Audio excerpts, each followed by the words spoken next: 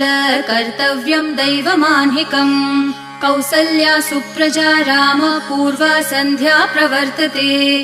उत्तिष्ठ नरशार्दूल कर्तव्यं दैवमान्हिकम्। उत्तिष्ठोत्तिष्ठ गोविन्द उत्तिष्ठ गरुडध्वज। उत्तिष्ठ कमलाकान्त त्रैलोक्यं मङ्गलं कुरु।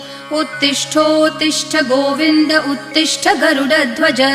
उत्तिष्ठ कमलाकान्त त्रैलोक्यं मङ्गलं कुरु।